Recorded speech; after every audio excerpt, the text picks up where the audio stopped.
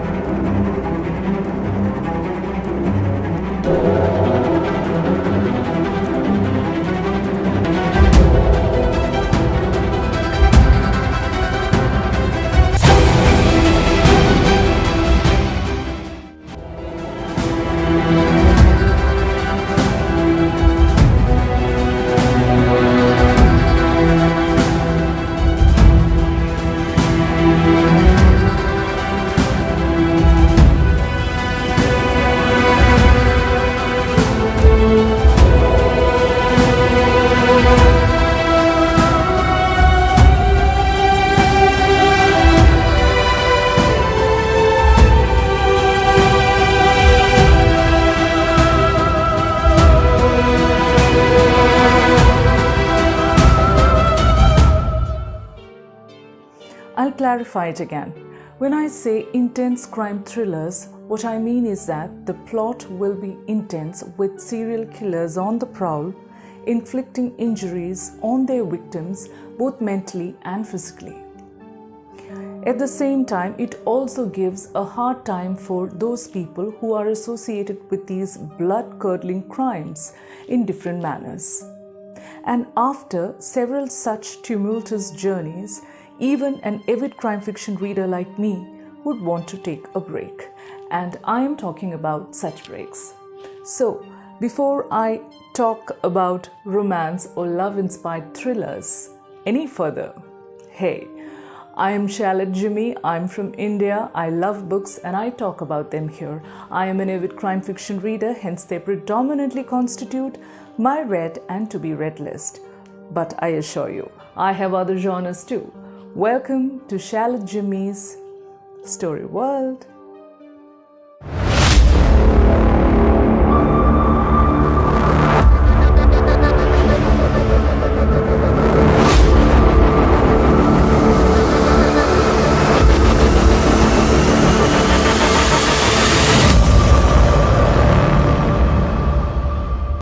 I'm going to talk about 3 such books, and I've handpicked them randomly from different second-hand bookshops. Most of the books you see on my bookshelf are from thrift shops. Just a couple of months ago, I reread them and the experience was great. So I'm sharing it with you.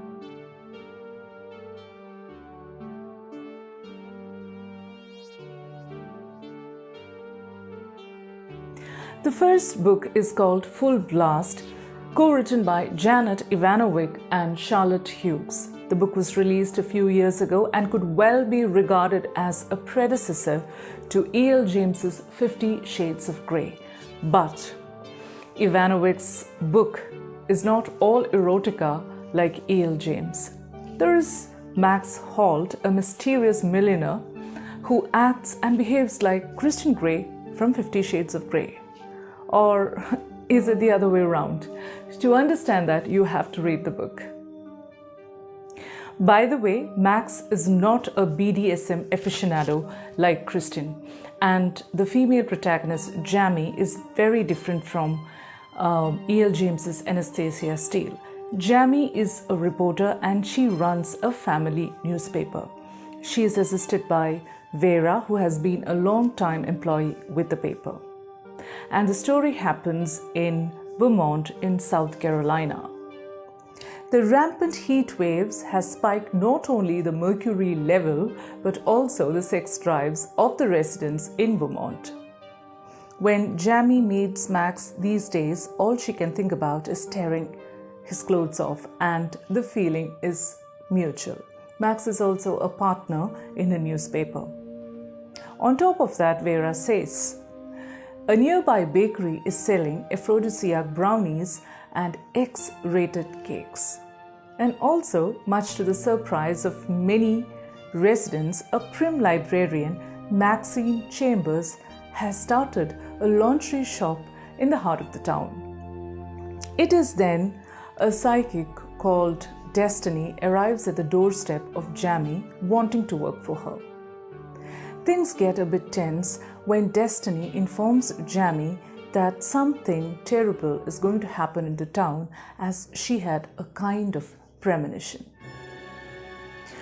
Jamie ignores her until someone starts killing women in the town, and all the clues lead to a new personal section started in Jamie's newspaper. Finding this, Jamie and Max set off to find the killer. There is not a single dull moment in the book. There is suspense, romance, and lust, and whatever you need to make a light reading fun.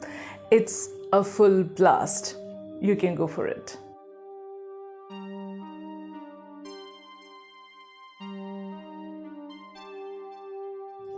The second book is called Nightwalker, The Nightwalker, Nightmare Hall 9, written by Diane Ho. The story goes like this.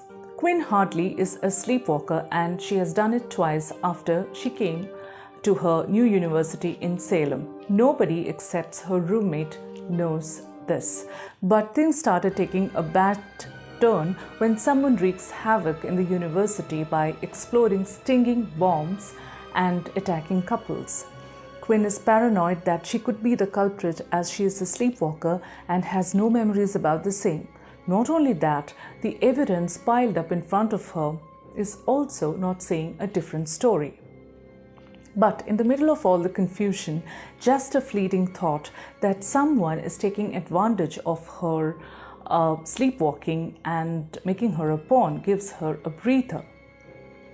And she starts investigating the mystery. She also has another issue to deal with, as her new boyfriend has suddenly stopped talking to her. I really liked it. Long and short, it is a smooth read. There is mystery and romance, and there are times we feel that we are quite close to the vandal, but we miss him or her. So it's a smooth read. I enjoyed it. You can go for it.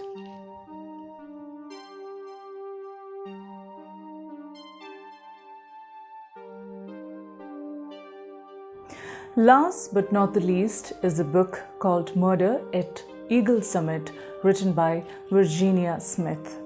Liz Carmichael, who is a musician, has returned to her hometown after 3 years to take part in her cousin's wedding.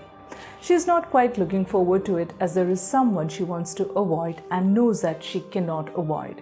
It's her ex-fiancé and police officer, Deputy Tim Richards.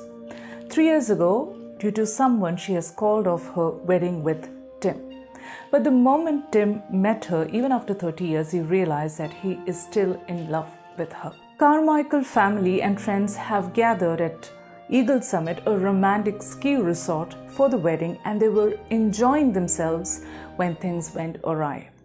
A man was murdered nearby, and everybody in the Eagle Summit becomes potential suspects.